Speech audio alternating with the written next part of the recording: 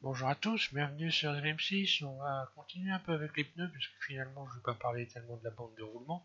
Donc ce tutoriel s'adresse aux personnes qui ont commencé par travailler sur le tutoriel précédent, donc qui concerne la modélisation d'un pneu. Donc si vous n'avez pas commencé par le premier tuto, vous tapez simplement modéliser un pneu SVM6 ou un pneu Blender 3D SVM6, vous allez tomber sur la vidéo. Vous commencez par cette vidéo et ensuite vous pourrez venir voir celle-là pour faire de la bande de roulement de pneus tout simplement pour pouvoir adapter à aux pneus que vous allez créer. Donc là j'ai refait un autre type de bande de roulement et je vais vous expliquer comment j'ai procédé. Voilà, donc je passe sur une fenêtre neutre.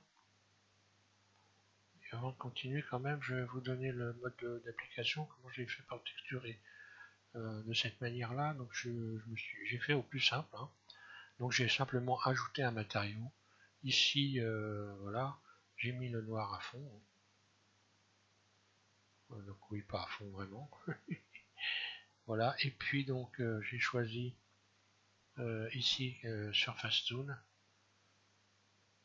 Donc ici vous allez dans Surface, vous allez sélectionner Tool. Ensuite ici, vous allez baisser la couleur.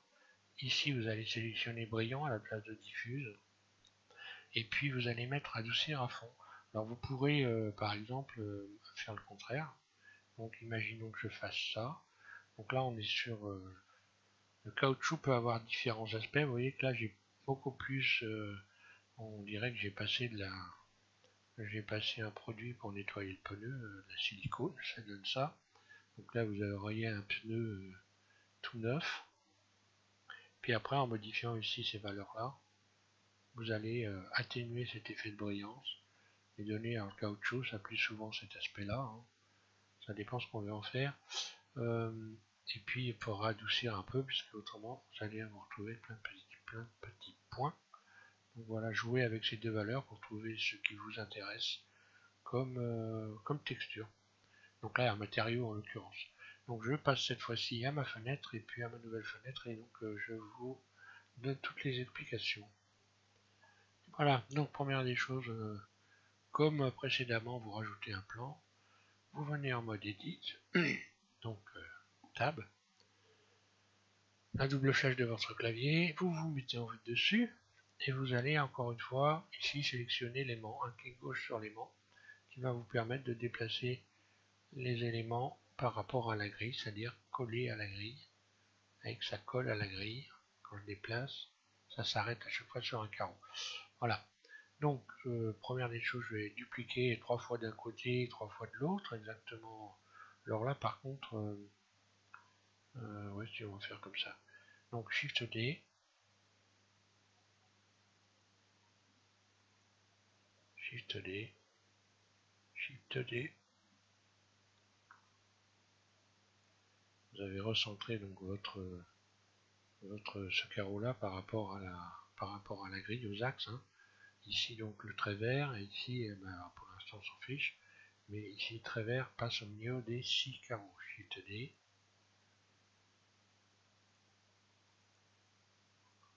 Voilà, 3 fois de chaque côté.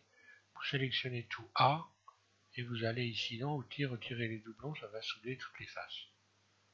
Vous allez enlever les doublons, voilà j'ai 10 doublons, hein, ça correspond au nombre de vertices qu'il y a ici.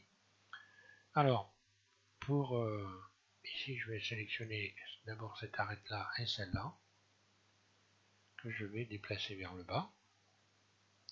Alors on va dire, allez pourquoi pas pour l'instant un carreau.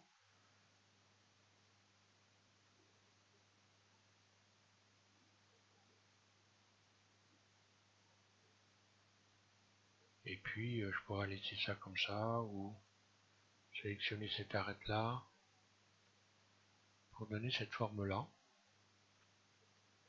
Donc là en largeur, je vais peut-être un peu diminuer la largeur. Donc bon là, le dessin vous allez faire à peu près à votre idée, hein. Voilà, moi je vais garder ça, ça me paraît pas trop mal.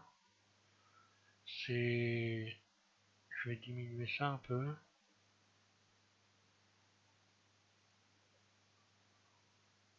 Voilà, je vais garder ça.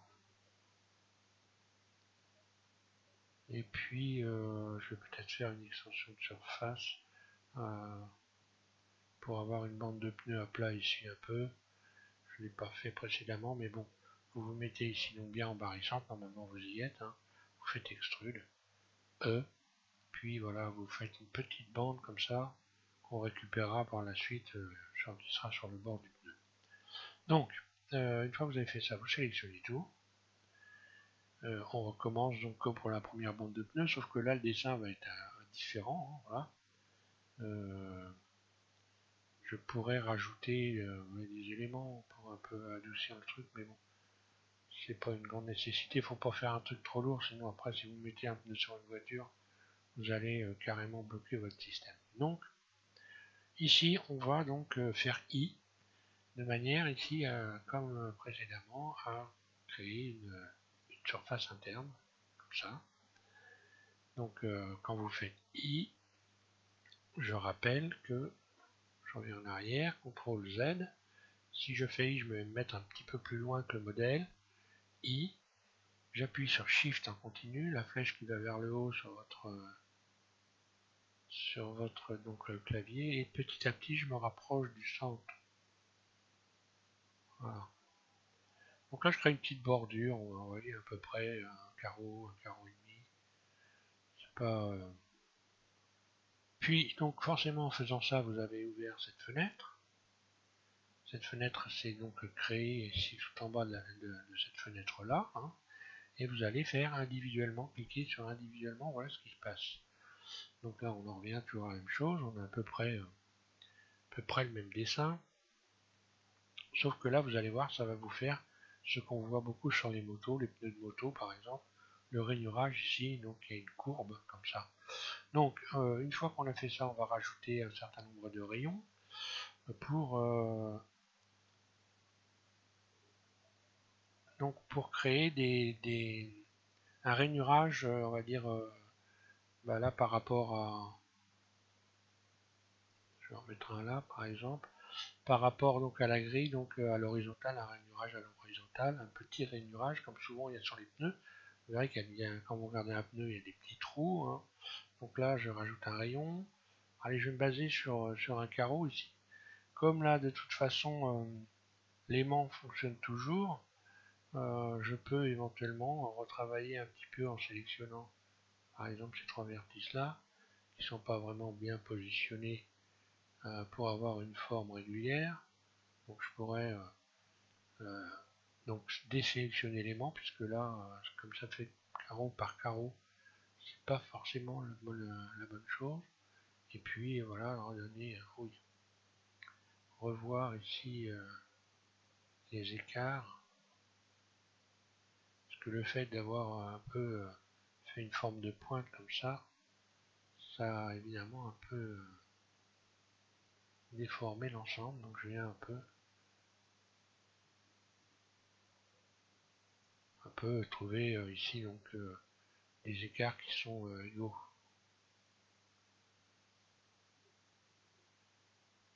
Ce qui n'est pas une obligation, puisque sur la bande de pneus que vous nous avez vu donc en début de vidéo, j'ai pas fait ça et on a des bandes sympathiques. Voilà, donc je vais refaire la même chose en dessous, hein. En dessous je vais faire la même chose, puis trouver à peu près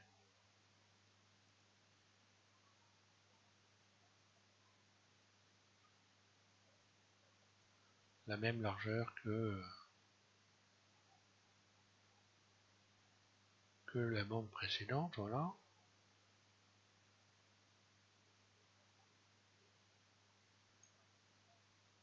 Voilà. Donc à partir de là, on va pouvoir commencer à soulever certains éléments pour voir ce que va donner notre bande de roulement.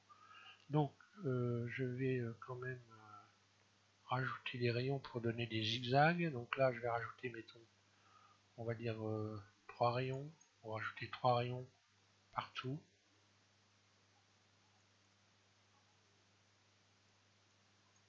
Donc là CTRL R. Là voir, oh là vous allez rajouter également 3 rayons.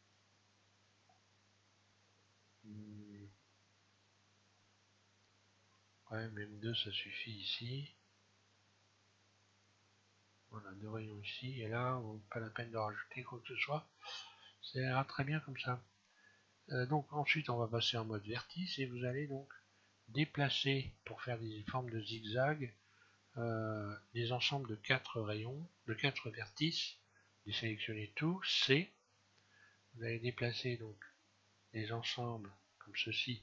Donc là, on ne touche pas ici, on a cette forme rectangulaire, on va passer à côté. Et toutes, donc vous laissez, vous faites des sélections intercalées. Hein. Donc là, je repars sur celui-là, puis sur celui-là, puis ici. Donc je touche pas. Aïe. Ici.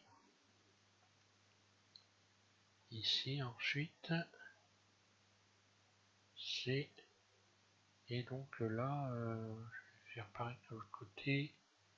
Ça correspond à celui qui est ici.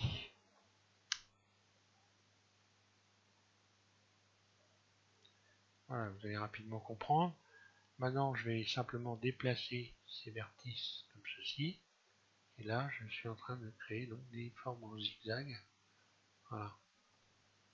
Donc soit je sélectionne ceux qui sont ici pour les baisser encore un peu plus. Bon, c'est pas une nécessité. Hein. Alors ici, cette petite bande de pneus va rester à plat, donc je ne vais rien sélectionner. Maintenant, je vais sélectionner en mode face toutes les faces que je vais soulever. Donc je vais commencer par sélectionner ça.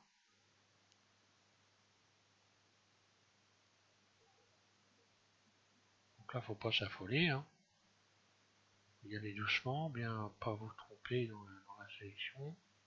Vous sélectionnez les bandes. Donc là, c'est l'écartement entre les différentes figures géométriques. On peut, par exemple, éventuellement... Ouais, je vais réfléchir après. Non.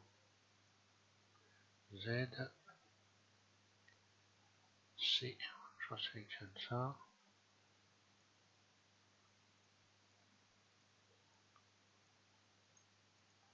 J'aurais pu utiliser l'effet de miroir pour les inconditionnels.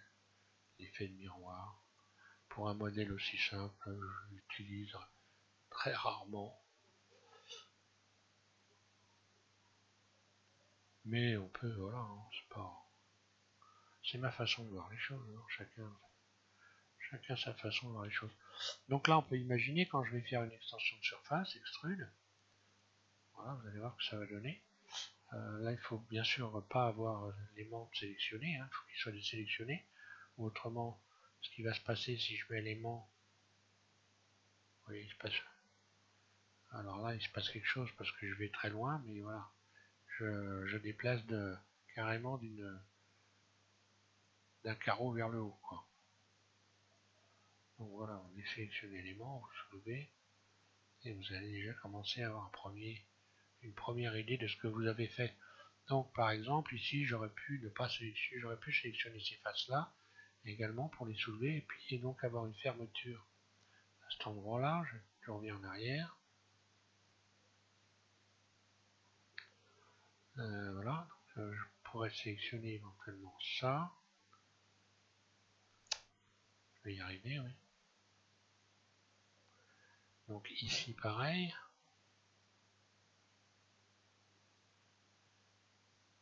Et puis, pourquoi pas, voilà, si je sélectionne ça, par exemple, je vais avoir des ouvertures au milieu, je pourrais faire ça.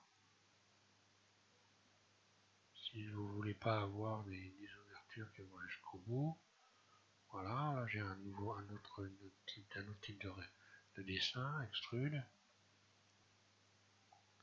Et là vous avez les bords qui sont fermés, mais pas ici, enfin voilà. Hein.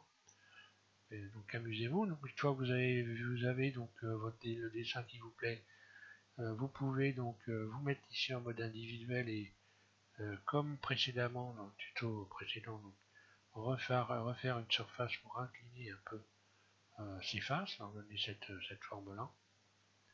Puis ensuite, Donc on va voir ce que ça donne. Bon, je vais pas modéliser le pneu puisque j'ai déjà fait une fois. Je vais simplement émettre l'effet, le modificateur tableau. Voilà. Donc voilà ce qui se passe quand vous mettez le modificateur tableau. Donc vous désélectionnez ça. Ici vous mettez 0. Hein. Et vous sélectionnez décalage constant. Là vous mettez 2. Voilà. Et puis voilà, vous agrandissez votre bande. Ça vous donnera l'aspect que vous allez avoir de votre pneu. Et puis après, vous utilisez la méthode que j'ai donc utilisée pour modéliser le pneu sur la première vidéo. Voilà, j'aurais pu également faire en sorte d'avoir un bel arrondi ici, hein, en réduisant cette bande. Pensez à tout ça. Hein. Et amusez-vous à faire des bandes de roulement. Et puis à la fin, vous allez voir, vous allez trouver des choses. Alors, j'ai pas sélectionné ici la bande. Alors, tiens, je me demandais ce que j'avais fait. Comme quoi, il faut faire bien attention. Je reviens à 0. Je reviens en mode. J'ai oublié de soulever ça. Donc, tant qu'à le faire, autant le faire bien. Donc, il faut que je resélectionne ça, ça. Voilà, extrude.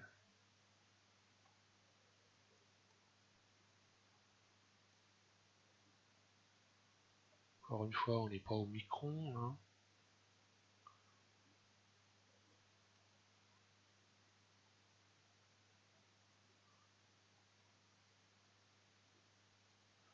Voilà.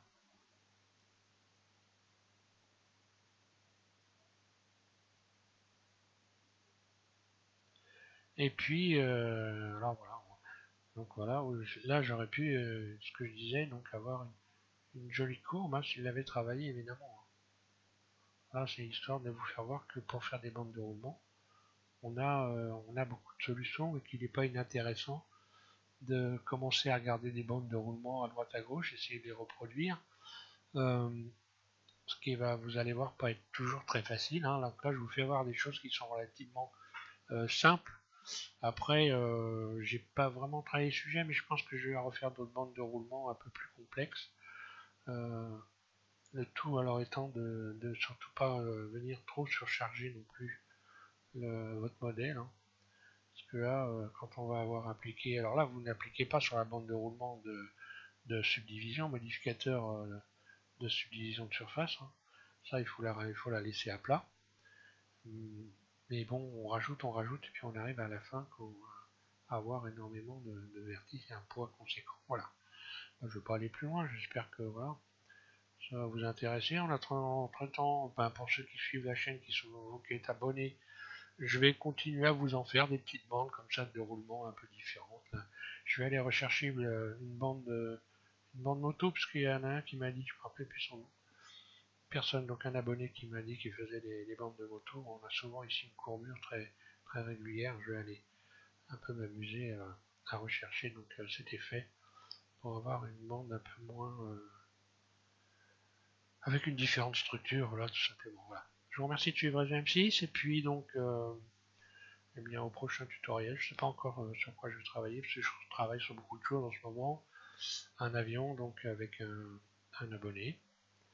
On est en train de commencer de modéliser un ATR que je vais faire plus tard complètement de A à Z. Et puis voilà, donc j'ai aussi toujours ma maison en projet, hein, mais là j'ai tellement de choses à faire que je préfère attendre un petit peu avant de vous faire voir ça, modéliser une maison A à Z. Voilà. Allez, je vous laisse, merci, et puis je vous souhaite à tous une bonne modélisation, puis de faire des jolis pneus. Voilà, merci.